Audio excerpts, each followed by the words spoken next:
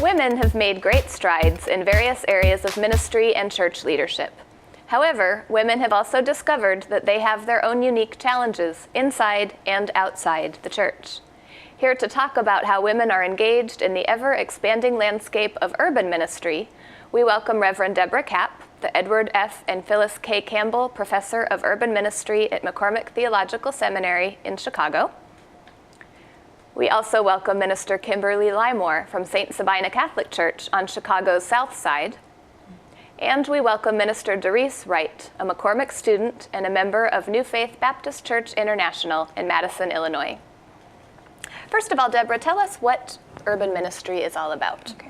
Well, the phrase ever-expanding landscape captures a lot. I think urban ministry is like any other ministry. It tries to help people connect to the abundant life that Jesus talked about. But urban ministry is also shaped by particular dynamics. It's shaped by multiple manifestations of the church, congregations, agencies, freelancers. And it's also shaped by the urban dynamics of mobility and density and diversity and immobility, the structured immobility that we find in so many of our communities. So it's a really lively and ever-changing place. It sounds like it. Mm-hmm. Kimberly, tell us about urban ministry for you at St. Sabina. St. Sabina is known for its activism and social activism, and we have been engaged in a lot of the things in the Auburn Gresham area. Okay. One of our goals in church is to say that, as long as we are in that area should be better or different because we are there. So we have a different, we go to different ministries, outreach ministries that kind of engage the community at large. Have an employment resource center, a social services, the ARC that has the youth building, and so we and the school. So there's a lot of different ministries that are engaged in that ministry or urban ministry within the Auburn Gresham area, but also the city of Chicago, and try to push that out to the world. That's wonderful. And Doris, what does urban ministry look like for you?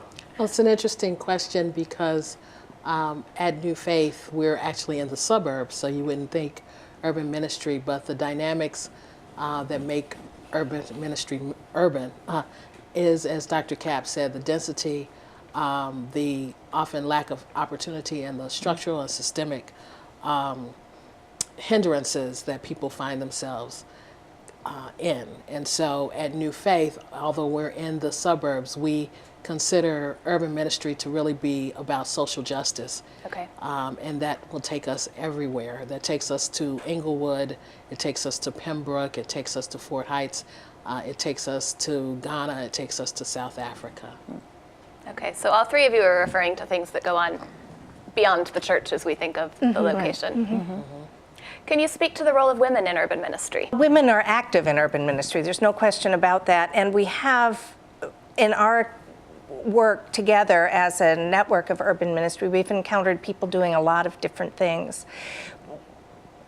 Women still, though, even in progressive cosmopolitan areas like Chicago, run into lack of opportunity in some churches. And so that whole question of legitimacy is still a big issue, legitimacy for them and their ministries. Mm-hmm. So we find a lot of people inventing their own ministries and being entrepreneurs.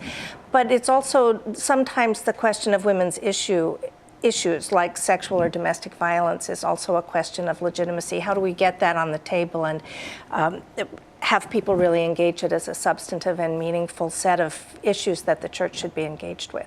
Okay. I also find that there is and can be a very unique role for women in urban ministry, particularly when you think about social justice. When we see ministries involved in social justice and we see kind of stop the violence and the things that St. Sabina does so well, the face of that is always typically a man. But when you get in the trenches and actually start to work with the families, there is a nurturing that I think women bring to urban ministry and social justice issues that still can be filled, I guess.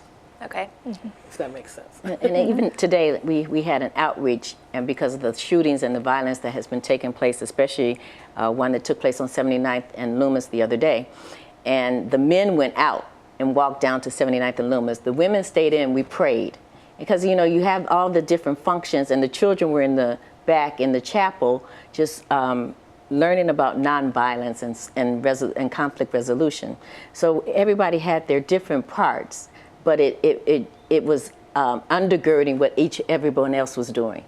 Okay. So the women in churches also, we always talk about if it wasn't for the women, there would be no church. And practically speaking, for viewers, what does that mean? What do the women? Well, when you look at the makeup of most of your churches, it's women, a lot of women. I mean, we do have a man, and we had a strong male showing today, but the women are, we're back there, a lot of times in the background, and because even in the Catholic faith, we can't be ordained ministers. But we're always in the background, and we're the ones that bring the children to church and bring the families and keep the families together. So if it really wasn't for the women, there would be no church. How have you been received by other clergy, women and otherwise, especially related to some of the social justice and community efforts you're making? Women have really embraced the group. I mean, when we do our events, the first breakfast that we did, the women came out to hear women talk about their stories, their call stories, because sometimes women tend to step back, and when you hear somebody else's story, then you can say to yourself, well, I can do that. I shouldn't be afraid to step out on my call. So I think the women have embraced it. It's just when women in urban ministry, we're busy. So it's hard to, really commit to coming to meetings, but, Right. Our events, the women will come out to. And I think they've taken advantage of the network's efforts to get their information out and to get their story out. And as Dr. Kapp said, it's the breadth of women working in this area. So it's not just women in the church or women that would necessarily label it ministry, Okay. but agency work as well. And it's also ecumenical. I think from our prayer, World Day of Prayer service that we had the other night, we saw that there were many denominations Represented. That was actually going to be my next question. Can you tell us about the World Day of Prayer event? St. Sabina was gracious to host us, and it was a collective event by the three of us here and some others involved. And World Day of Prayer, as you know, is observed internationally by women and in 170 countries, and by women of varied denominations, and is an old observation. It's over 100 years old. So we hooked into that and prayed with and for the women of Malaysia, and had a great service. It was wonderful. Maybe Kimberly and Doris could talk a little bit about the highlights. The highlights, we had choir singing from South Holland, the women's chorus of Covenant United Church of Christ. Okay. Reverend Ozzie Smith, his choir came out.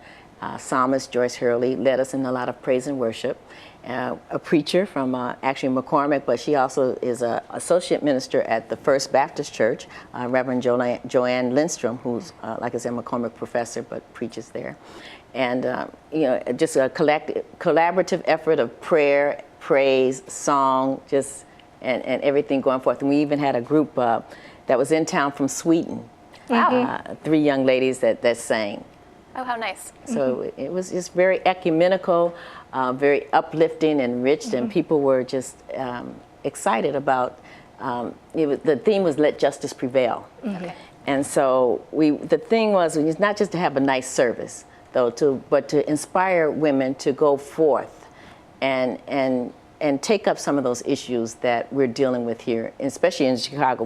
We even though we were praying with the women of Malaysia, we were also trying to involve our local context of what was going on in the event. And we had a spoken word from Nanette Banks, so it's a good little bit of everything. A little, right. And specific prayers for violence, sexual